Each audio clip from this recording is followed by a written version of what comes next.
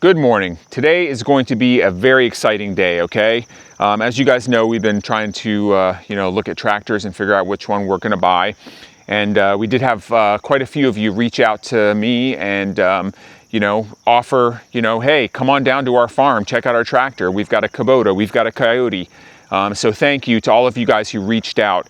Would love to take you all up on those offers. It's just a little bit difficult right now because we only have one car and Alina does work. So she takes the car into town and I'm pretty much, stuck here on the homestead. So it's a little hard to get away right now until we're able to get two vehicles. But one of our subscribers, his name is Daniel, reached out to me a couple weeks ago. He has a Kioti. He lives up in Kentucky. And he actually offered to come down to the homestead, bring his tractor with a bunch of implements, and he's going to show me, the ropes with the tractor. He loves his Kioti, I've seen him, send me a couple of videos that showed him clearing a lot of his land, and I was under the impression that I would definitely need to get a skid steer to cut a lot of the stuff down, but based on the videos that I saw him clearing land with, maybe that's not true. I don't know. That's the thing. I have zero experience with tractors. I don't know what their capabilities are. I don't know if what I'm looking at right now is going to require a skid steer or a track steer with a brush cutter on the front, or a mulcher, or can the tractor do it? I mean, if the tractor can do it, that's going to save a lot of money because it's going to cost me at least $2,000-$3,000 to rent a skid steer or a track steer. With a brush cutter or a mulcher is even going to be a little bit more money. So this is really going to help me figure things out today. He's got a Grapple. He's going to bring his bush hog rotary cutter for the back. And what else did he say he's going to bring? I don't know. We'll see when he gets here. But thanks to all you guys who reached out with all of your comments and your advice. I've listened to every single one of those comments, and it has really helped shape my decision-making process. And today, Daniel's going to really help out, with him bringing his tractor out here, so I can actually get to see and feel firsthand the capabilities of this tractor, which is, I think it's the 7320 or something. I don't know. It's a 70 horsepower Kioti, so it's in the same range as the ones that I'm looking at versus the Kubota or Kioti. When you go to these dealerships and they say, okay, here you can drive the tractor around the parking lot, that doesn't give you any real indication of, what it's like to work the tractor. So today we're going to get to, be on the tractor, learn its capabilities on our property, and see if it's a good match or not. As soon as Daniel gets here, I'll get the camera going, have him introduce himself. Never met him before, but obviously when someone's willing to load up their equipment from Kentucky, drive it down here and help you out, it speaks volumes to their character, and that's really cool. Thank you, Daniel, again. And yeah, let's see what we can get done today. Looking forward to seeing what we can clear.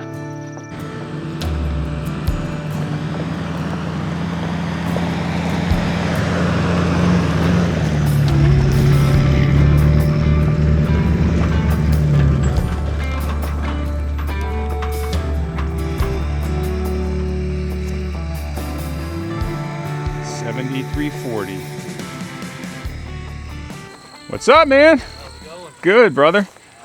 Daniel. Natter, nice to meet you, man. Yeah, thanks for coming out, dude. Yeah, no problem. Wow, what a rig, dude. You bought all this in one shot, huh?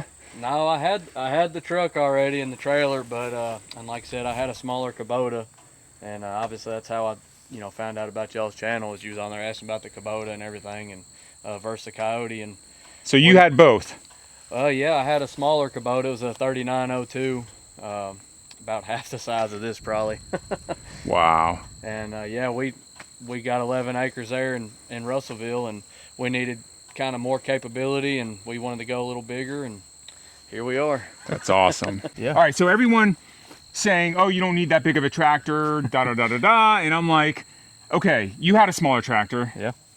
I mean, what's the difference like having the bigger tractor? I mean, just all around, it's better, right? I mean, yeah, more capability, more ground clearance. The loader lift capacity was our big thing.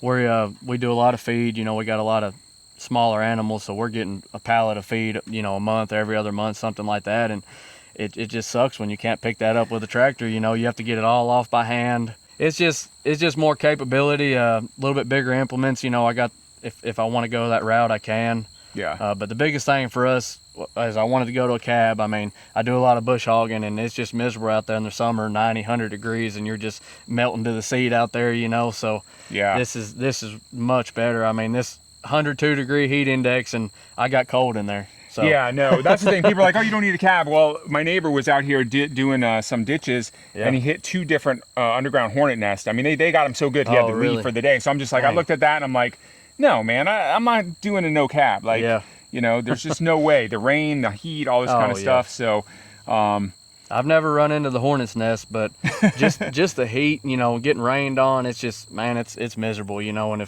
if you can do it, you're about an extra 10 grand to go up to a cab. I mean, it's it's worth it just to be out of the weather, in my opinion. So.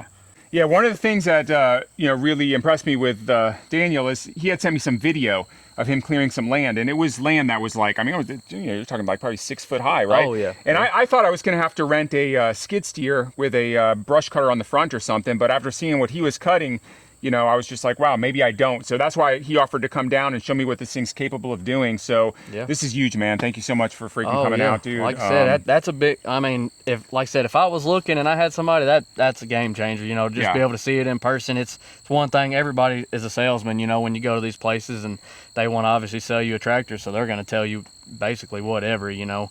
So it's not a good comparison, especially if you've never operated one, or, you know, either or. And like I said, I watched your video obviously on the price on the Kubota, and I mean, if it's that close of a price for the same features and everything, it would be a no-brainer. I'd go with Kubota, you know, name brand. But you know, Kioti's pretty big in the game now. They've been around for a long time, and like I said, I went same place you did, Larry Stovesand, and I went up there 2 or 3 times to check this tractor specifically out and just put my hands on it, drive it around, stuff like that before we made a decision. But like I told you, our Kubota dealer, I mean, that price difference was way more than what you were showing. So, well, you know, I also wasn't comparing apples to apples. You know, everyone says I need to compare the M4 to this, and then the jump is like 15 grand difference. You know what I mean? And then you throw in the financing and everything. So, yeah, man. I mean, let's go over here, and I want to ask your opinion on, like, okay, this is the biggest factor over here. These sumac trees. Like, I'm thinking there's no way you can clear this with the tractor, but what do you think? I mean, is this something you wouldn't? I mean, I probably could with that bush hog. That is a heavy-duty bush hog. It's supposed to cut up to 3-inch limbs. You know, I wouldn't really want to do that to my equipment. This would, like that guy you had out here with the skid steer and the mulcher head, this is perfect for that. This is for that, okay. But the majority of like what you had in the video, that grassy stuff, you mow all that over, you know, just a sparse tree here and there, I don't care about that. But that's just so thick, you know, right there. By the time you back into it, you're going to be hitting 5, 10 of those at one time. You know, that's going to be pretty rough on the equipment. That I would definitely try to, and you may be able to push it over with the loader and just rip it out of there. That's another option if you don't want to cut it.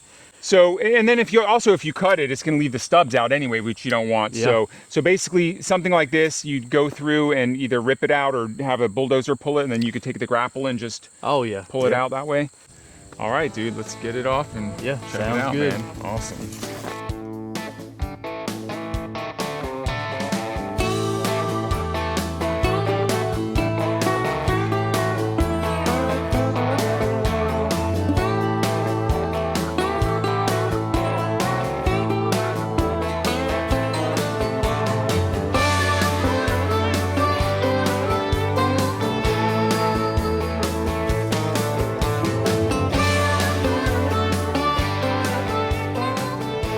So we can start, like, is this stuff right here okay to go into? Okay. So I'll try to get some of these little bit bigger trees here first.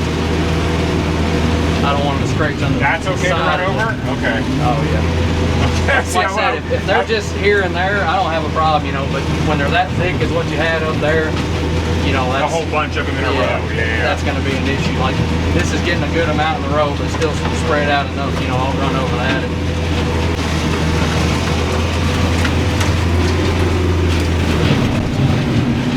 See how I kind of bogged it down there? You get so many at one time. That's really where I need to adjust that slip clutch, you know what I mean?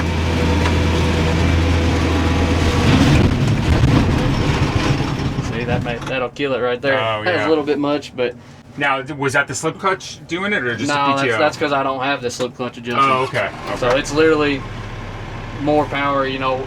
Obviously, you adjust that because this has, I think, 150 horsepower gearbox on it, so it could take up to 150 horsepower PTO output. So it's just, I just need to adjust it. But Yeah. I just haven't had time to mess with it. And then one thing about this tractor is like, it just died right there. So when you start it up, it won't let you start it till you turn this back off as a safety feature. And then even though I had this is your throttle here, even though I had it up, it's gonna be back down at idle. So you'll have to lower that and then bring it back up where you want to be at.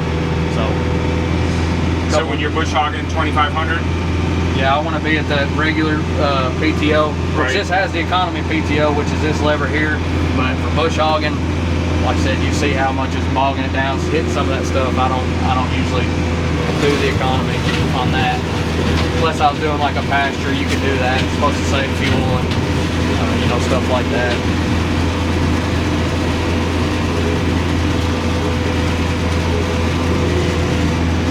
But yeah, all this stuff, these briars, all that stuff. Yeah. Well, that's a big pile of dirt there we made. Let's see what we can do.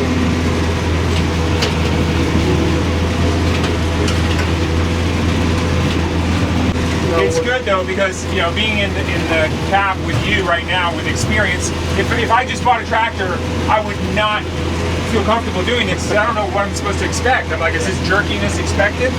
Wow. But yeah, you can see, I mean, super good cut back there. I've been impressed with the Ironcraft bush hog. Stay to the left up here, I guess.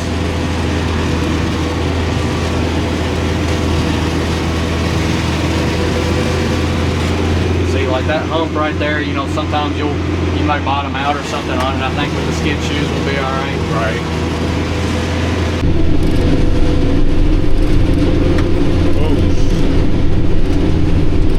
So this is not sketchy at all, like for a tractor.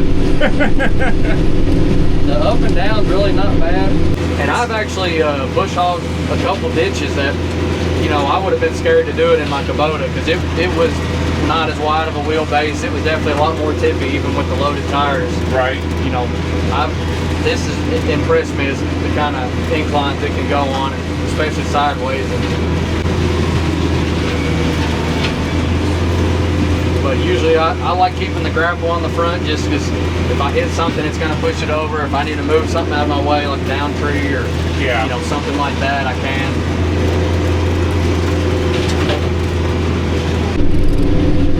I mean, and I probably, you know, treat mine a little worse than some people will. Like, you know, some people probably would never do that. Yeah. Of course, you know, it's a tractor. It's going to get scratched up and everything. So, as long as the glass doesn't break, right? Yeah, and like I said, something big like what we're coming up on, I don't want to drag that across the whole thing. But, you know, kind of small stuff like that, I'll do.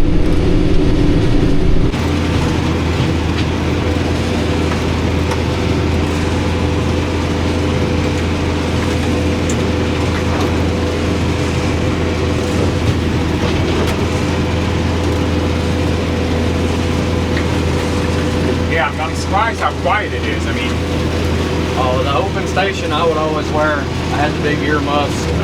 I would wear just listen to music, but you know they blocked out enough. If you can, try to avoid the evergreen. Okay, sorry. No problem. I mowed the other one over a minute ago. I was like, shit, I gotta. If we want to buy those things, they're expensive nowadays. Yeah. There's a big tree in front of us. So. That's one other thing too, is you'll just, when like making a turn, you gotta kind of watch behind you because that tail wheel is a little wider. So like I said, just watch, make sure I'm not hitting that tree. Yeah. It's just something, you know, for you to keep in mind when you get your own setup.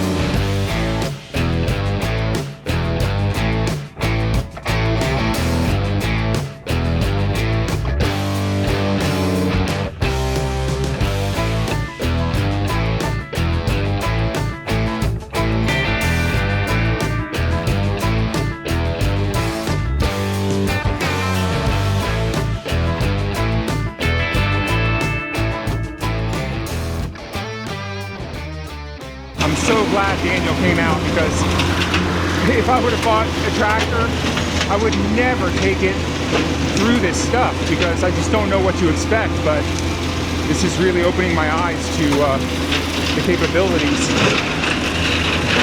of what it's able to do. So, man, thank you, Daniel, for coming out here, man.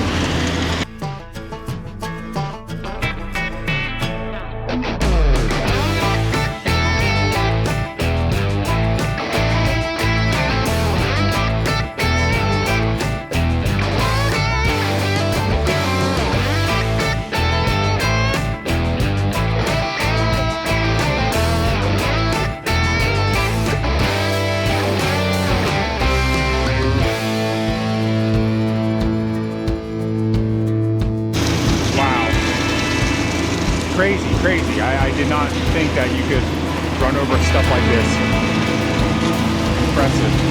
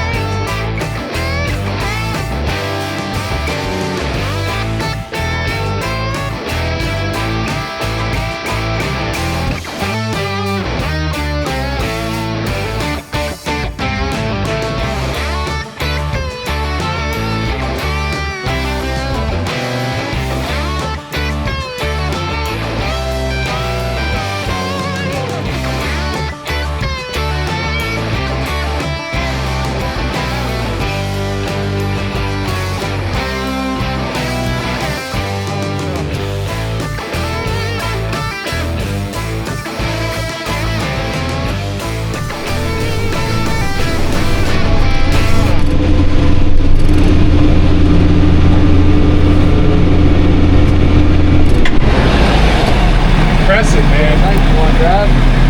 I'll give it a shot. Pull that red towards you a little bit. That's your hydraulic top link. Oh, okay, pull it up some. Okay. All right. Now you can use that black lever and go down. You just go all the way up with that. Oh, okay. That way you're not dragging on nothing behind you, you know. Okay, perfect. And of course your loader level's good, so you can just press the brake and it'll click off. You don't have to do it by hand. When you just press the brake down. Okay, yeah. So the brake is linked together. So if you see that, that's your four-wheel drive. Yeah. So on the Coyotes, anytime you press the brake, if they're linked together, it automatically engages four-wheel drive. I've seen some people say they like that, some don't. It's just mainly if you're going down a hill, you've got that four-wheel drive to help you just traction-wise. Yeah, I can't imagine it could hurt.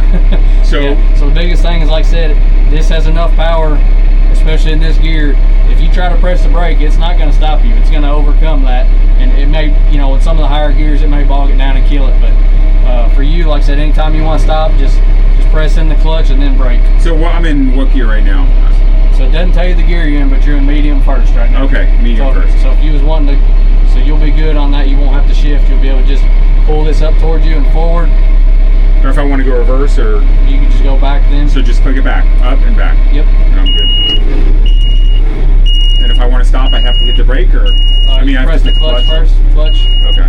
I don't want to stop yet, but okay. Yeah. See, like you're riding the brake right now. That's not going to help you. Yeah. Or you can click it in the neutral, or whatever. Just kind of see how that feels.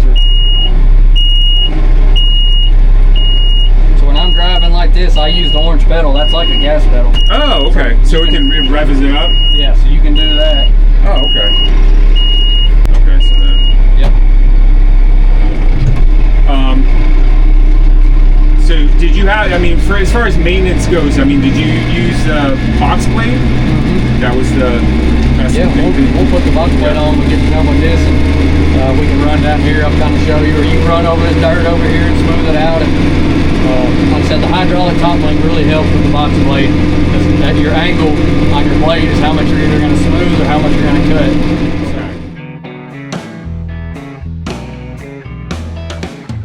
One thing I like about this that like my Kubota didn't have, so it's got this pump right here. So if you was to ever run out of fuel or change your fuel filter or anything else, you're supposed to be able to prime it with that. Really? So on my Kubota, when I changed the fuel filter, you had to actually crack a screw, get it turn the key forward, get it to where it's, you know, fuel's coming out, tighten it up, and then it was 2 or 3 times of running it that it was a little slow to start till it worked all that air out of there. So I think that's one nice thing here. Of course, your oil filter, everything's super accessible there. You can see I changed it at 50 hours. Your oil dipstick here is easy to check. Coolant right here. Like we talked about, this screen right here comes out. So you just have these 2 wing nuts right here on top. You pull them out and this screen will pull out there. You can clean that screen off. You can get to the radiator underneath. You can see there's a little bit of grass built up in there. And like I said, I'll pull that out, and I got just a battery powered blower. I'll just blow everything out, you know, light pressure with the hose. Now you never want to run a tractor out of gas, right? I mean, that's a yeah, real you don't bad want to thing. run any diesel out of gas, out of fuel, really.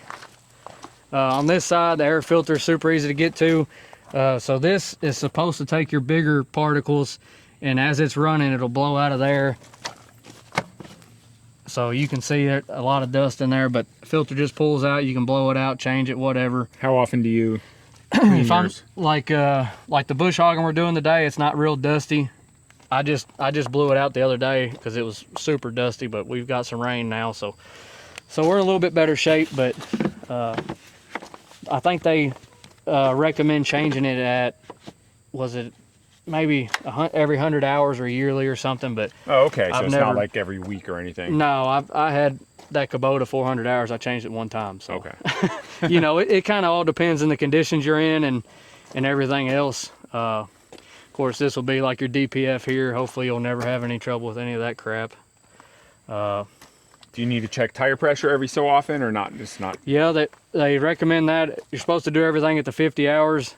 You're supposed to check all your loader bolts and all that stuff at 50 hours. I honestly didn't do that. I think Larry Stovzan did a great job. They got all your torque marks here for everything, and on your lug nuts here. So I did do a visual, make sure none of them looked like they were coming loose, but I was actually really impressed when they delivered the tractor that they had done all that. I thought that was great compared to my Kubota. You know, it didn't have nothing like that. So that's all super easy to get to. I said, of course, your fuel tank's here. Get that out of there. Right here, you can see your hydraulic filter. So you have the power shuttle filter and a regular hydraulic filter. They're pretty easy to get to. And when you pull them off, they actually got magnets that stick down in there. So 50-hour service, I changed not only the filters, I went ahead and changed all the fluid. Of course, you hear people saying Coyote went cheap on the fluid, all that crap, but I don't know. I did it just to do it. It wasn't that expensive doing it myself. At the rear, you know, if your tractor's running, you can raise and lower the 3-point there. That's super nice for hooking up, especially I got the Pat's quick hitch. I do like that. You can just back up and pick up with the hooks and grab onto something where. Okay, yeah. I was looking at the standard 3.1, but so the only issue with which that is what I had on the Kubota, and I didn't like it as much because it does block. It makes it harder to hook your PTO shaft up because you're having to try to lay on top of it, reach over. and plus, this is more universal from what the guy said. Yeah. It'll hook up to anything versus the other one Yep. might not hook up to something. Like my box blade, it's a Cat 1 technically, but you know, I can still hook it up here. I just use the bushings on there, whatever, and it'll pick it up, no problem. You're supposed to be able to bump the PTO shaft here. I've never really done it. I played around with it just to see, and you can actually run the PTO from right here on the fender. I did do that. I didn't get it to bump like they say, but Yeah. I thought that was a cool feature on that. But if you want, we'll look underneath. I'll show you one cool thing on these. It was all the drain plugs are all painted orange. I thought that was awesome. Made it super simple to look down there and see how many spots there was to drain your fluid. This will be your hydraulic fluid reservoir here. You can check your level there. Of course, your top link, you know. And then here's your side to side. So that's kind of nice. It's just a pin you pull, and then you can just push it side to side or whatever there. Now, you ordered yours with the top link, correct? Hydraulic top link, or did you put that in? I did order the Coyote one. It was not long enough for this tractor, so Someone not order. said that. Someone did say that. Yeah, do not order the Coyote one. That's a Spare Parts Holland. Somebody recommended that in the group, and I've been happy with it. And you hooked it up yourself, not a big deal? Oh yeah, they all have these quick connects there, so Pioneer fittings or whatever. So it's literally just a quick connect on there. Of course, this tractor comes with one set of rear remotes standard. I went ahead and had them add the other 2 sets in. Okay. So one of them, another one's a spring center and the other one's a spring detent. So if you ever ran something like an auger or something, PTO or hydraulic auger on the back, you would want that spring detent so it just stays running, you know. Or just like we were talking about a flail mower, you know, you may need some stuff like that. So I just went ahead and got both of those while I was getting it. I read online that it's a pretty hard install to do by yourself, so it's worth doing it in the beginning. That way it's already set up for you. One other thing I like, that folds up out of the way, makes it way easier hooking your PTO shaft up. Kubota didn't have that. That was always a hassle trying to reach your hand in there and get to it, but this is nice. This is all electronic on your 3-point. I've never had any experience with that, but so far I haven't had no trouble. So that's nice to be able to use that. Like I said, if you want to get under here, you can see like all the drain plugs had that orange paint on them. Yep. Show you their drain plugs. Of course, I've hit brush and everything else under here. Your front axle, it's got a drain plug there, one on both sides here, and then your fill plugs right here. At 50 hours, I drained all that out, redid all that. No big deal. Grease point right there? Yep, grease point here. Got one on the front. You got one on the top of both your knuckles here. And I believe that's everything underneath. Where my Kubota, it had several on just these different pivot points and stuff. But I think this being mostly electronic, that kind of eliminated that. But you got 3 drains for your hydraulic fluid. So them 3 orange plugs there. That'll drain everything out there. And then of course your 2 filters up there. The only thing, so the big filter I had to buy from Kioti, and then the air filter I had to buy from Kioti. Oil filter and the smaller hydraulic filter, I was able to find a cross reference on those. Okay. So other than that, like I said, you got all kinds of grease ports on your loader. The Grapple has its own grease ports. I did have a couple broke Zerk fittings, and I don't know if I did that or what, but you know, that stuff's pretty cheap. They are a BSP thread, so that will throw you off if you don't know. You know, you can't go to Tractor Supply and buy that, but you know, $10 for 10 of them or something on Amazon, you know, no big deal there. Just knowing that this is going to be kind of some weird threads, like the bolts in the front on that bracket, they were M16 by 1.5, so they're a fine thread. I couldn't find those bolts nowhere in town, so I had to order some bolts online. And like I told you, I added these side lights here. I think you can buy them from Kioti, but somebody on one of the forums said they were pretty expensive. I think those paid $95 for both of those, and they're super bright. I know I sent you some pictures the other day, but this has impressed me at nighttime. Just the lights that come on it, they're super bright as far as being able to see in front and behind. And I think that'll be nice. That lights up the whole side. So I've done some bush hogging at night and stuff with this tractor already, and no issues there. So awesome. Well, let's see what she can do some grapple work.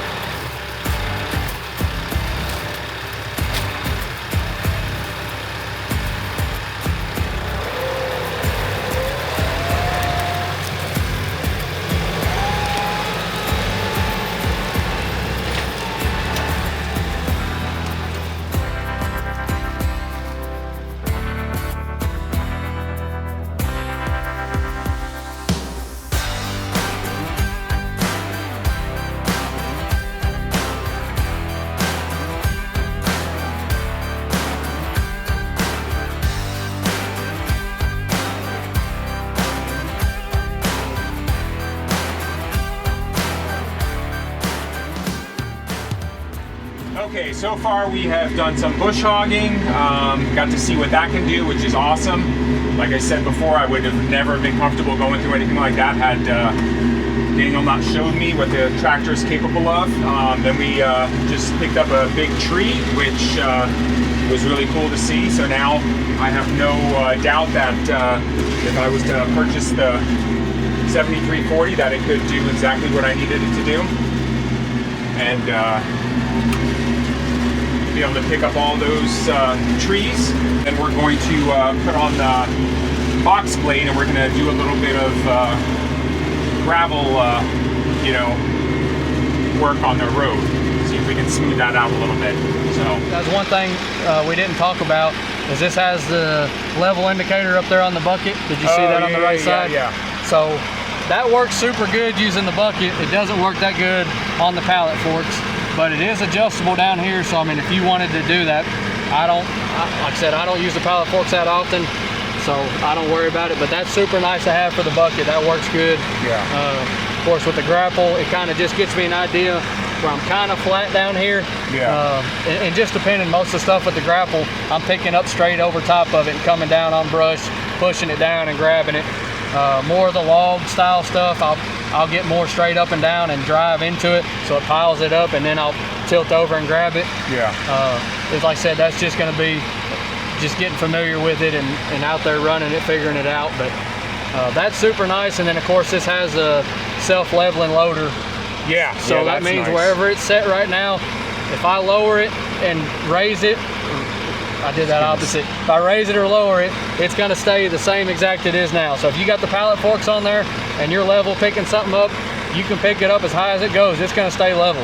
That's super nice, whereas my Kubota didn't have that. So every time, like even a bucket full or whatever, I'm picking it up, then I got to tilt the bucket. Pick it up, tilt the bucket, keep it level so it's not falling out, or keep the pallet forks the same way. So I really like that, and that's standard on, you know, everything I pretty much showed you comes standard on this. Like I said, the third function, they put the lines there, but you don't get the full kit. You do have to pay extra to get the actual rest of the third function kit. Yeah. For the grapple. But I think the grapple's super handy, as you can see, just cleaning stuff up, moving stuff like that. So I think that's worth the extra cost.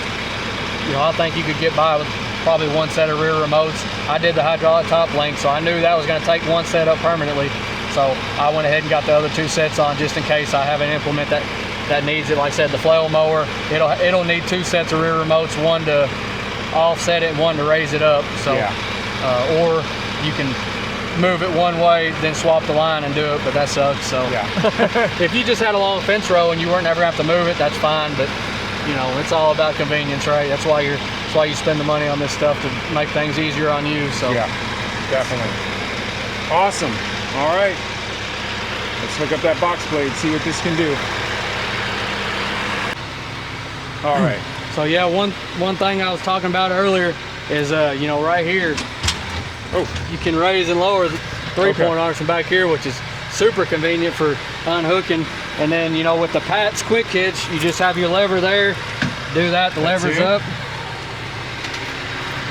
Same thing on this side. Now I can lower that down. I'll be able to drive right out from it. And so then normally you'd have to hop in the cab, lower it, and then if it was a Kubota, if you didn't have these. Yeah, you would have to get it pretty far down here, and then you'd come out, see if you can pull your pins out. If not, you know, anywhere unlevel, you're going to have trouble pulling them pins out. I mean, one of them's going to probably be in a bind, so that's just something you got to mess with there.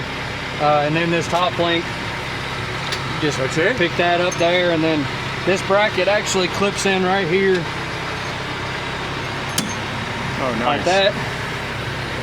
And then, like I said, I'm ready to unhook the PTO shaft and drive out. So now it's hooking up and unhooking the PTO. Oh, that's it?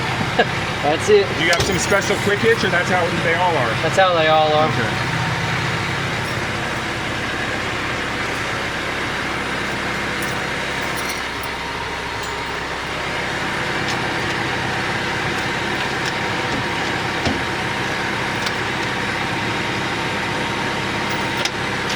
Try to keep that on there. It just keeps your guard from spinning with the PTO. Oh, okay. But no big deal. But yeah, we're ready to drive out and back up to the box blade now.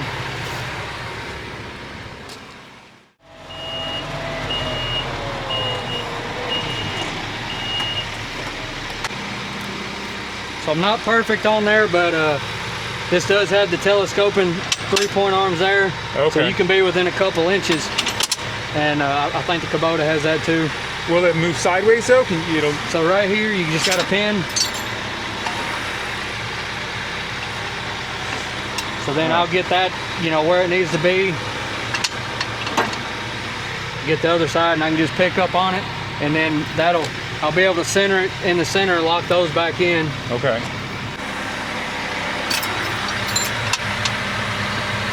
That's it. So now you just pick up. I'm hooked there. I mean, so many people said, "Oh, you don't need that back rear remote," and I'm just like, it sounds like it's going to be making it's super nice.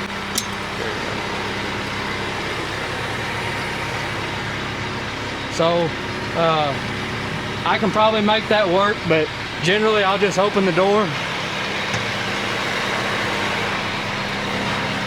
I can be right here, get to the lever. That's it? Simple as that, adjust it out. Once it clicks down, you're good. So now we can pick this up.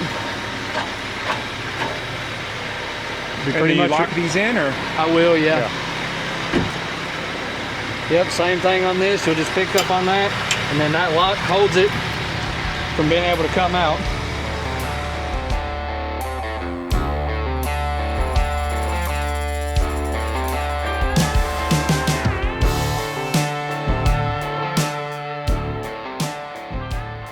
Now, okay, so when you got a road like this, you would do, you can't do it in one pass because it's not wide enough, so you do right side and then come back up and do the other side, or would you do the center? I mean, how would you? If you're real high on the center and you want to cut that out, I do the center first, because you will deposit a little bit of material, on both sides. Yeah. So like already like it is now, it's pushed over to the right side. Now I could come more on the right side, and we could probably pull some of that material back over to the center if you wanted. Right. But for the most part, because you want the center sort of crowned still too. That's the way they design driveways. That is what you want for drainage, but it kind of depends. I've seen a lot of driveways not like that, and I've seen some that are. And like I said, I think your issue is more just the drainage on the left and right side, really. Yeah. Just as far as washing out.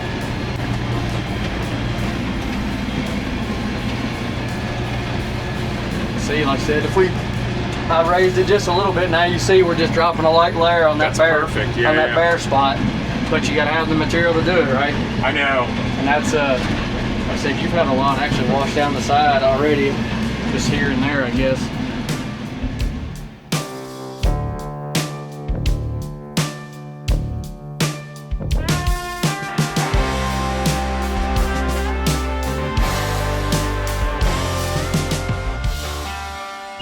But yeah, I mean, like I said, you can do a lot more with this box blade. Like, that rough stuff right there where y'all come up with the water line. If you want to smooth it out, we can. Yeah. We'll drag it away from the driveway so you're not just bringing that mud and stuff into the driveway. But yeah, no, like trying to move anything with a shovel is impossible. Oh, yeah.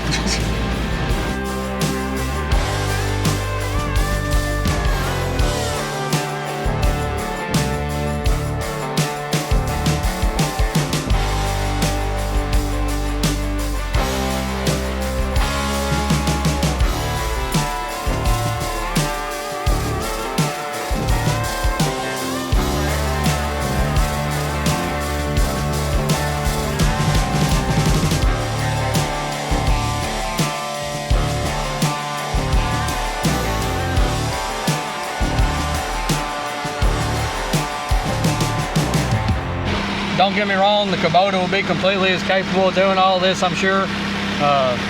It just gives you an idea, especially if you've never really had a tractor this size, or a tractor in general, just give you an idea of the capabilities of it and show you what it'll do. I think that's... No, this has been, I mean, there's no amount of you can't put a price tag on this. I mean, like I said, I've never ridden on a tractor. I've never been on a tractor. I did go, they let me putz around, but that didn't tell me anything. I mean, to get the feel of how stable this thing is, because they let me drive the smaller one, the shuttle shift, and dude, that thing was like, I mean, just in the parking lot, and I thought to myself, what's this going to be like on the property? I wouldn't feel safe in it. This was stable the whole time. I mean, I don't know if it's because you got the tires filled or what, but this thing felt like a tank. So yeah, just like I said, a lot of it's learning, not to be in, if you're in too high of a gear, I do think you'll get some more of that like kind of lugging and stuff like that, but this has enough torque that unless you're up in like high gear or maybe like medium fourth or something, that it doesn't really bog down. You can't really slow it down. I mean, it does good, and I definitely recommend fluid-filled tires regardless of what you get. I think that adds a lot of stability in the back. Did you do just the back, right? Yep, just the back. Okay. And then spacing out, did you space the tires out? No, so on the ag tires, you can actually flip the wheels. I think these are flipped to be a little wider. Okay. So I think if you rotate them around, you know, you would be in more. See how that inside of that wheel? Yeah. Most of them are made that you can rotate them around. So if you wanted it closer to the tractor, I believe you could I can tell, them. And you know, the tires obviously would need to be different way, but like I said, you want it as wide as it can. And like I said, about 7 foot's what you need on this tractor to cover the tracks, which really is only, I really would like to have about another foot or 2 foot wider box blade so I can get out further beside me. Because, you know, if you're getting close to the house or like close to the carport, you don't want to be having the tractor rubbing up against the side. No. So if you could be another foot out beside you, you could get close. You know, just same thing with the bush hog. If I could have another foot out to the side, I could get right along fence rows better, you know. But like I said, for this kind of stuff, it's hard to go that big and still have that power.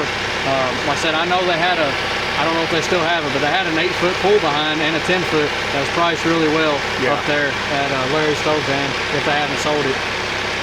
Awesome, man. Thank you. Yeah, no problem. I appreciate it. All right, dude. Nice to meet you. Yeah, man. Nice meeting like you, I said, dude. we like the channel, so yeah, man, we really appreciate it. You're not too far out, so I was like, hell, I'll just come when we up have some time and more settled, to like to come out and check out your animals and stuff. And you know, if you guys, do you have a website? No, we just we got a Facebook page. I'll send it to you. Yeah. You can, What's the Facebook page called? Hidden Hill Farm. Okay, just Hidden Hill Farms. Yep. Yeah, if you want to check out Hidden Hill Farm, check it out. They do quail. You guys sell quail. You sell turkey. What else? We got call ducks. We're getting into more rare breed chickens, Indio, Gigantes, Polacos, stuff like that. But we have cochins. We're kind of getting more into show birds, more higher end stuff. You know, everybody's doing barnyard mixes nowadays. Yeah. And we do have some of those just for eggs and stuff that we eat. But yeah, the quail, we sell the most quail. We got standard Cotornics, jumbo, bob whites, snowflakes. Like I said, them are great. We do pickled quail eggs. I mean, we eat the eggs, eat the quail. You know, it's pretty sustainable. And just like we were talking, we try to kill a doe a year, or at least a deer a year, and that gets us through a lot of the year there as far as meat, especially how high beef is right now. Dude, it's crazy. One steak is like $30. You know, and that's cheap. We got a meat grinder, and we got all the stuff to kind of do everything we want to do ourselves and process ourselves. So that helps a lot. And we have friends and stuff that they'll butcher cows, and we might get a little bit from them here and there. Or they'll butcher a pig, and we'll get a little bit of that, and get us through the year with not having to really go out and buy at the grocery unless we wanted to. Yeah. So that and of course that's a lot of people's goals nowadays, especially since COVID. So. All right, guys. Daniel's loading up and getting ready to head back to Kentucky, and man, how many people out there would do what he just did? I mean, load up his whole tractor trailer, drive an hour and a half here, spend the day, drive an hour and a half back, and just not expect or want anything in return. Just a good dude, man. I mean, there aren't many people like that left anymore. And I know there's others out there that you guys have all reached out and offered your help. So thank you from the bottom of my heart that you guys offered that stuff. Means a world to us. And yeah. So this was invaluable to have him come out and let me drive the tractor and let me see what the tractor is capable of doing.